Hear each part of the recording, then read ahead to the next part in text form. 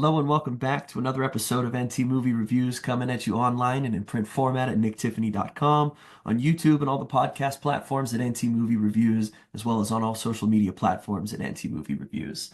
Today I am joined by debut director and writer Miki Magasiva and actor Buelah Koale, who have traveled to Seattle to share their love and enthusiasm for film.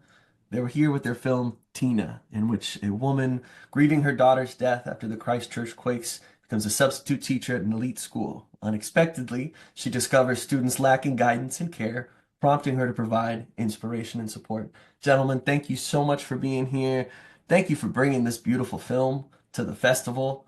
What is it like to be able to finally share this film and for it to be so well received by audiences already?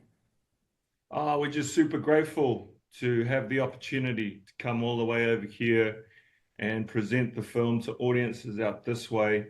We've got a Pacific community out this way as well that we're just over the moon to be able to share the film with, but also introduce it to everybody else. We don't get to share our stories worldwide as much as we'd like to. So to have this opportunity to come over here, be on the ground and present it to everybody locally, it's a massive honor and we're super grateful.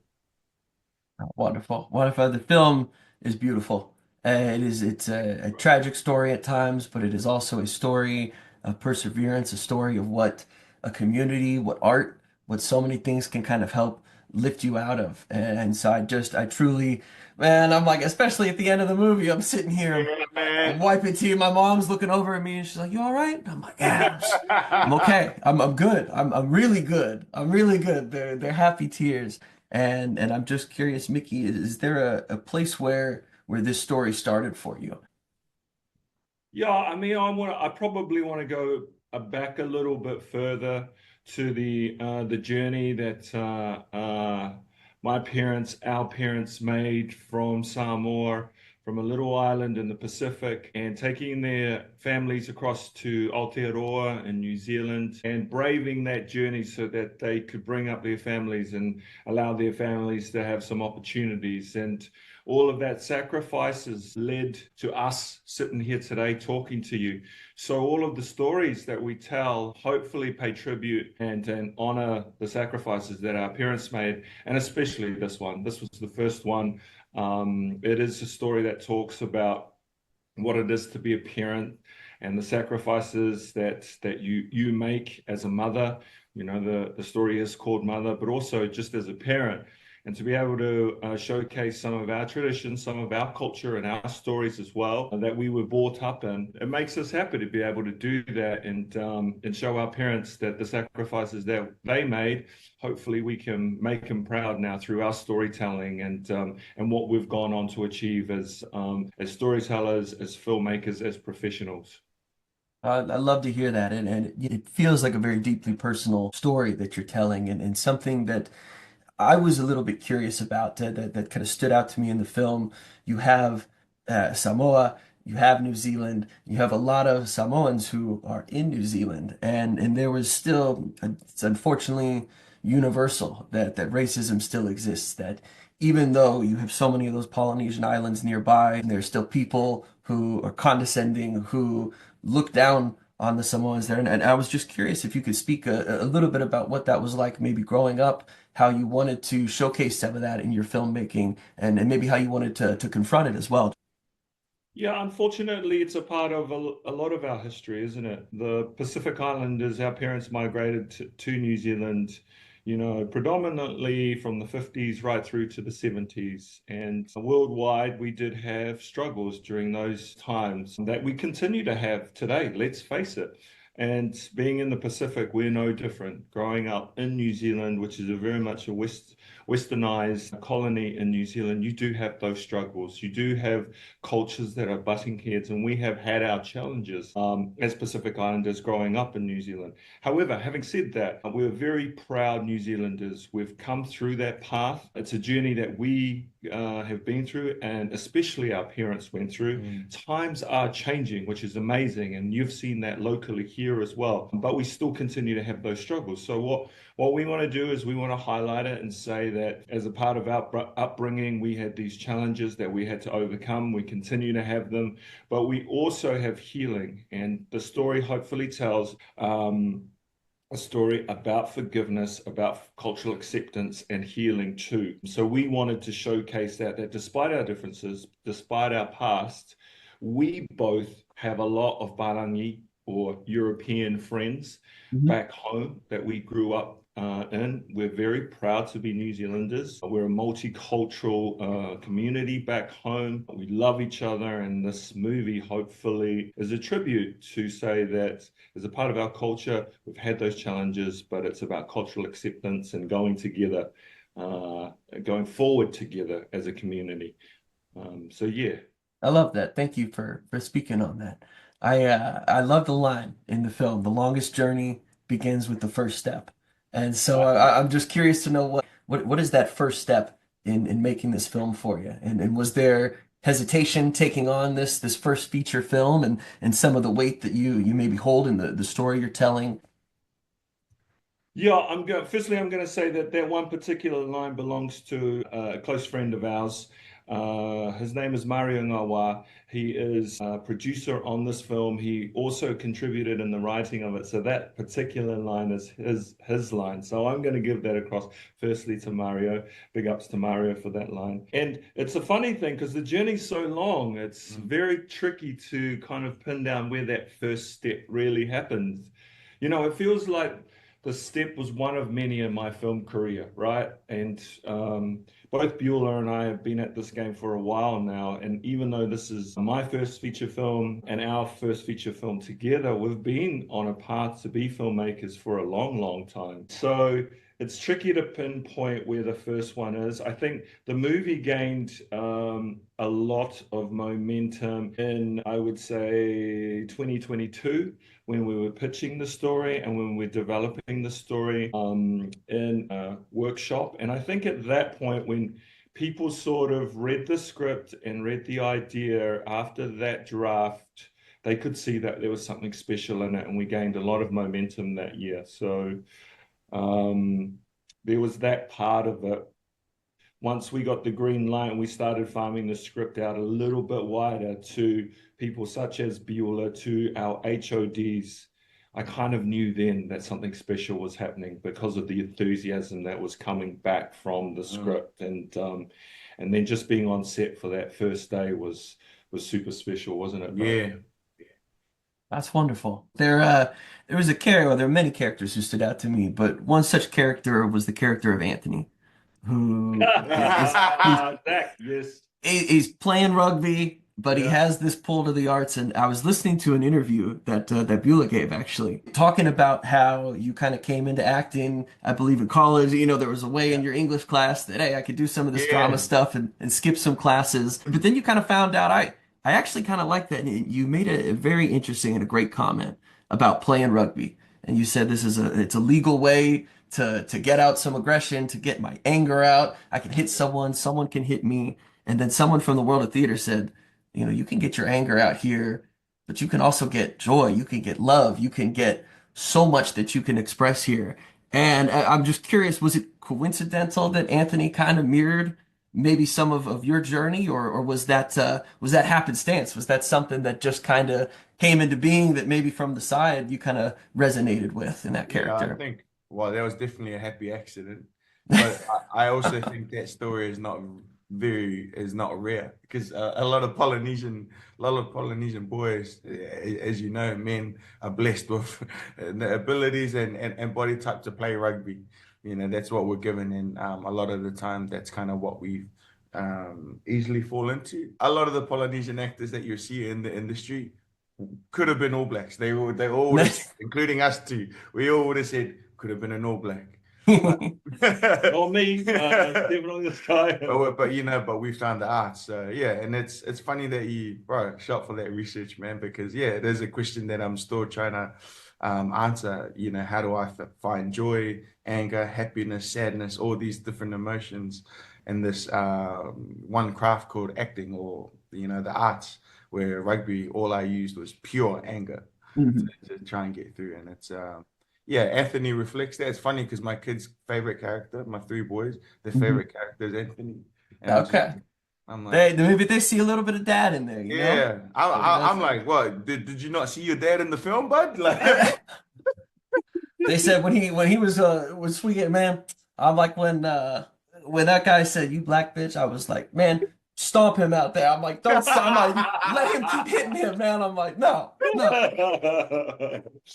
I loved it. I loved it. And you know, Mickey, don't think that I'm sleeping on you either. I've been watching some interviews and something that kind of jumped out at me. You said in an interview that you grew up, loving musicals. You grew up with a lot of musicals and loving yeah, those. And then I didn't find out which musicals those were because music is such a yeah. huge part of this film, and so I'm just curious what musicals you grew up with, and maybe some that were formative into the type of storytelling that you were into, or how music and those words can tell a story of its own when set to a still image. Yeah, our family was a movie watching family. There's something about our generation that just watched a lot of movies growing up. You know, it was we spent a lot of time outdoors, but once we did come in, we loved to watch movies. My family couldn't afford to go to the movies. There was too many of us, so we watched a lot of television. And a part of that upbringing is watching movies like West Side Story, Sound of Music, and then it goes on to all the animation films, which music was represented a lot in. The original Sing was also one of those that you would just watch right through to all the Sister Acts, right through to everything that came out that had those musical elements in Mm, it. We did watch all of those. Stage shows like Godspell and Annie Get Your Gun and all of these. Okay. We watched all those, and my brothers were actors and they were on stage performing these things. The first stage show I ever got involved in was West Side Story. I got the part of action, and I had never acted before, but that I was really drawn to that part of what it was to be on the stage through music. And so yeah, we watched a lot of musicals growing up as kids. We'd watched them multiple times. We'd listen to the songs. We'd re-sing the songs, and I think a part of that just came through in the film. I continue to this day to enjoy musicals and watch them over and over, and I think our kids are starting to see that mm, now. It's so beautiful to be able to see Beulah's kids go to the film, listen to the music, and we've mm, seen videos of kids who have started to do what we did. mm. When we watched The Sound of Music and all of those Beauty and the Beast and Aladdin and, all of those movies that we watched as well and learnt the songs to that are starting to come through our work now. So, yeah, man, we continue to enjoy them. We love musicals. We love music. It's just a part about who we are, Mm. the rhythms of what it is to be a Pacific Islander and the echoes and the sounds of the Pacific come through music. I love to hear that. And I feel that I heard that in the film. There were so many songs, whether it was a choir rendition, Nearer My God to Thee was one that Yeah, immediately, in my head. it's Titanic was one of those first films when I was a kid yeah, that just totally struck me. And so I'm picturing them playing the song as the ship's yeah, going down. But I yeah, loved that Tina loves that song. She is moving nearer to God in a sense and kind of nearer to her daughter again. Was there something particular in that song that jumped out at you as far as including it in the story and as a part of her journey and what she's kind of working through as she's dealing with the loss of her daughter, dealing with her own, personal hardships and trying to still Yeah. educate and love and show kindness to others there? You nailed it, bro. It's about acceptance. And it's a very spiritual song, and it reflects where she's gotten to in her life, where until she came past these kids and was able to relive that part of her past through music and through setting up this choir and taking her choir to this competition. That was the moment that she finally, rests the ghosts of her past and accepts her fate. And that song reflects exactly where she is in her life. I love that song. It's always been a mm, spiritual song to me. Every time I listen to it, I get emotional. Um, Goosebumps. it's one of those songs where you listen to it, right? And then you just start to me, it's a song that you listen to it and it's almost like you're traveling to another place. So I always get the sense when I listen to that song about just like an out of body experience. And so it just felt perfect for me in that moment that that was the song and that part of the movie where it's spiritual, it's transitional, and it's just somebody who's finally accepted everything in life. It is a transformative moment, I believe, in the film. And I mean, like the hair on my arms was sticking up. You know, in the story, Tina has a real crisis of faith early in the film, understandably. And, you know, she stopped taking care of herself. She's in pain. She's isolated. You know, she won't even go to support groups with Beulah's character. You know, she's so far from the things that she loves. And music and teaching slowly start to help bring that back in her. They bring that life back in her. And I was curious if either of you have experienced whether a crisis of faith or a crisis of work, and how did you overcome that and continue to persevere? Yeah, I mean, if anyone out there wants help in figuring out crisis in faith or work, just come join our industry. Because it's gonna happen to you every second day, you know.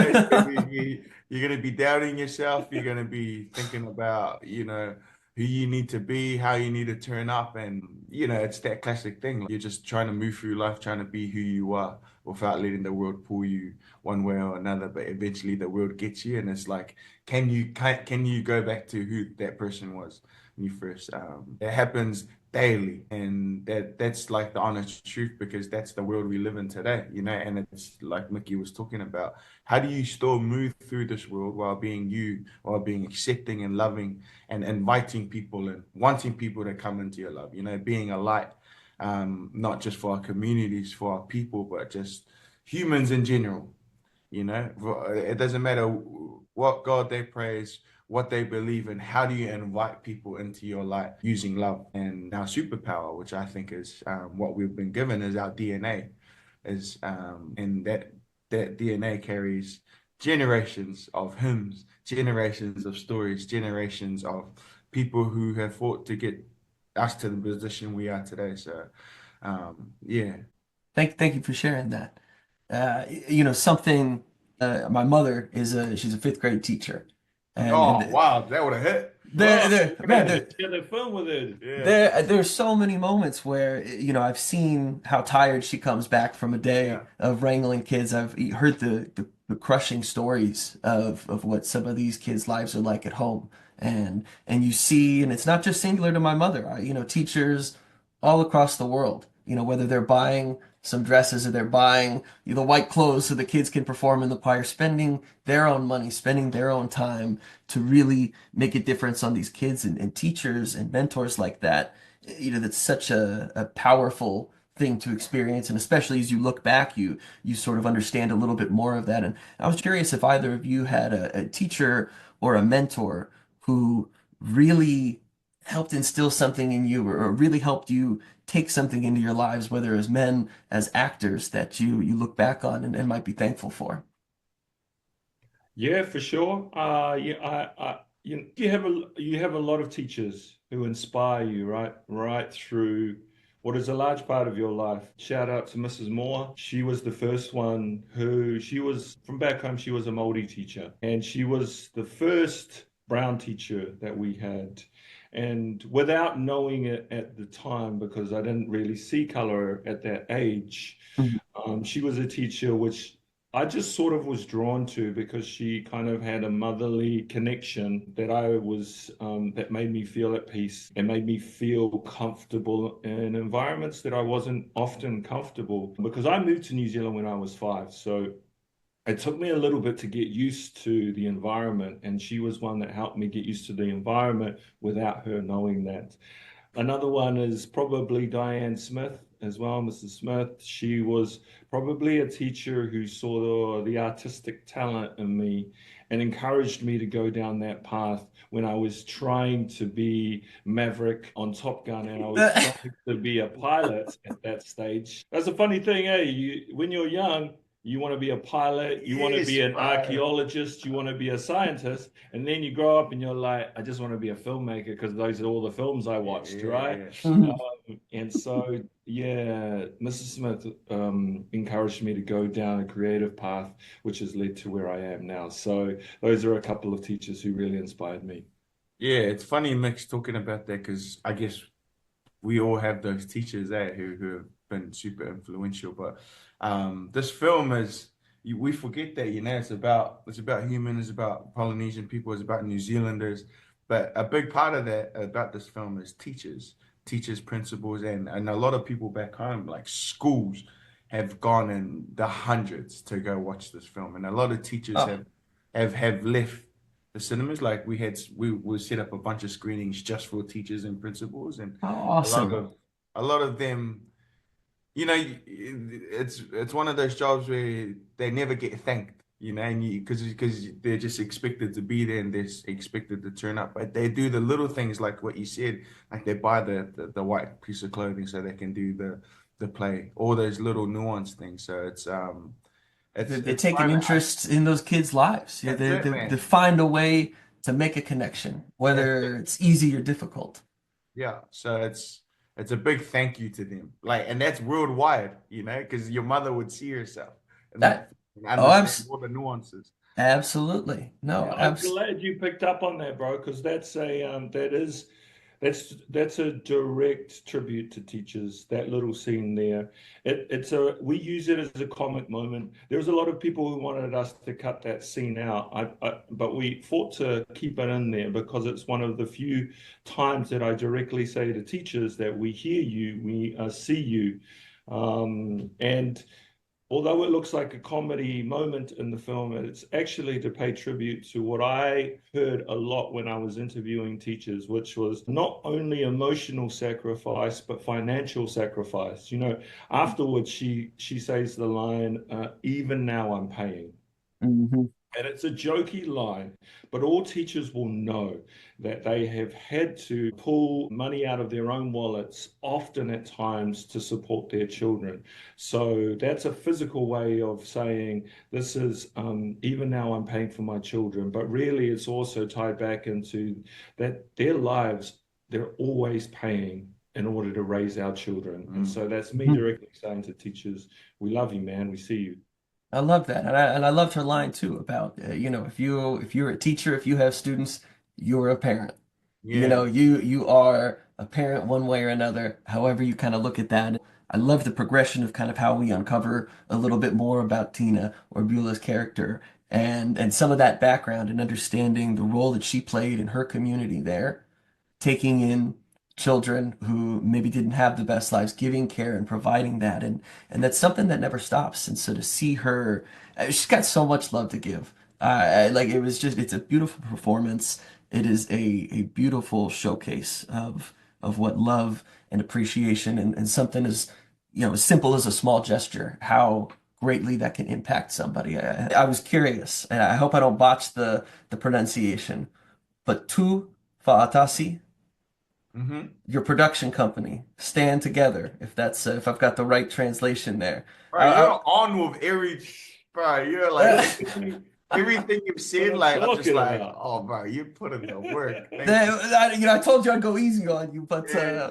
but no, I would just love to hear just a little bit about how you landed on that production company name because so often I find that filmmakers there is some attachment, whether it's a tongue-in-cheek name that kind of relates to them or whether it is something stand together. Where did that come from? Yeah, it's a common Samoan saying. It's a call to action, and it's us saying that this is probably one of the few productions which has been driven by an entirely brown company. And it's really just saying to our people that we're here now, and in order to be successful, we need to do it together. There's so few of us out there that what we want to do is we want to eventually have a collection of creatives and artists and professionals, Pacific professionals that are at the top of their game. We talk about theme this year, this theme of excellence, Pacific excellence, and it's really driven by a wonderful player and coach, Tana Umanga, and the Moana team who won last night. The boys came through last night. But we've talked about across the community, there's There's a lot of Pacific Islanders who are striving for excellence, and this is just our way of saying that in order to do it, we need to stand together. And it's a call out to our creative peoples out there, our Pacific peoples out there to stand together and be better and lead the way for the next generation. Thank you for sharing that. I loved how some of the students they go from knowing nothing about Samoa to introducing themselves, phrases, excuse me, whatever it might be. And there's such the comedy to it. There is appreciation though, because you see these students who perhaps knew nothing or had these assumptions slowly start to shed those because Tina just resonates this kindness, but pushes them and educates them as this film grows a wider audience. So there are moments I forget the girl's name and she comes up and she's like, do you eat corned beef, miss? Yeah. Man, Killer. I was cracking up. But has there ever been someone who maybe surprised you with some of the Samoan that they might know or phrases that they hit you with or something where you're like, I was not expecting this guy to know that. A lot of people have said to us, "Oh, that's a very movie thing to throw in there," but it comes from real life. My a lot of my best friends are all Palangis, and they've grown up in our household, and I've grown up in their household. So they've picked up so many Samoan words. Let's face it, it all started with swear words, Yeah. but Of that course. that's gone on to small little gestures like stulos and malo and fa and sole and all of these things that they say now all the time is Mm. second nature to us. So it happens a lot. It happens frequently. And, part of the themes is about trying to pick up the little nuances from other people's cultures. And that's the only way that you can really just ingrain yourself and accept somebody truly is when you're being a part of them. So yeah, it happens a lot. Shout out to Taylor Rogers, who plays that character. Taylor actually is very well spoken Māori female, and so it was very funny that we cast her in that role to say those lines because it's unlike her. Mm. I thought it was cute, and then you're right. It's more than a movie moment because Yeah. I hear people say some wild things, and you're like, why would you ask that, or how could you? I mean, Let's face it, like when you're a white guy surrounded by Samoan brothers and they call you uso or brother, mhm, and we know this in many circles. Even the kids in the film now, Zach, who played Anthony in the film, mhm. like the fact that we call them uso, I see that little twinkle in their eye, because that means that, and then we dap them up and they're like, "Come here, well, what's up, uso? How's it going?" They're like, "What's up, uso?" It just feels like I can see that it does. It makes them grow 2 more feet because Sure, they've just instantly been welcomed into the Samoan community. Just sure. tiny phrases that are so important. I love that. I love so much the not to spoil anything, but the culmination of the film, how it ends, just beautiful, breathtaking, powerful in so many ways as far as honoring Samoa, honoring Tina, the things that they've learned. The way the story goes, I'm like my heart's moving up and down, and it ended in such a beautiful place. I think you guys have just such a wonderful, wonderful film on your hands. I greatly appreciate your time. I know I've got to wrap up here in a second. I just wanted to ask if it's not too personal, at the very end of the film, the dedication I believe is to Mickey's brother Pua, and I would just love to hear you maybe just speak on his influences as far as being an actor, being a director, and what you took from him in making this film and what you hope to leave as well. Yeah, the whole film's dedicated to the bro. We lost him a few years ago now, and it was during a time where I was writing the script. And so I've said many times now that he helped in the process of writing the script, and it's a very emotional film. I think it's sourced directly from the time that we were going through then. So I just wanted to pay tribute to the brother. He was very important to me, is very important to us and our family. And so that was a big loss for us. And he has always been, or was always, somebody who supported me, who Still, always yeah. believed in me. And so I just wanted to put my heart and soul into making this film.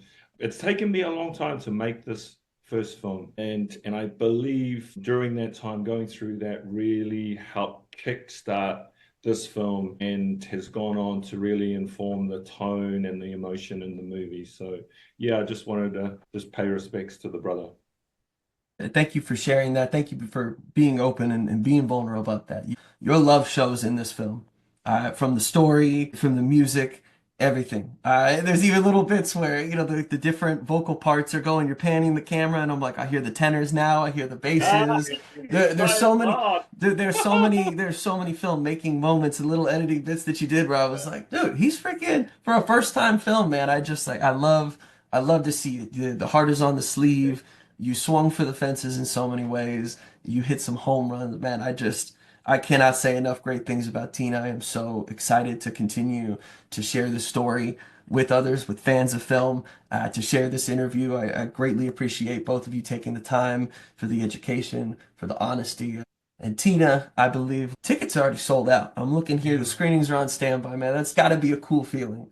That's Yeah, awesome, dude. I appreciate this interview. Thank you so much for yeah, giving us the time. We yeah. No, love being here and can't wait to show everyone. my pleasure. Thank Take care.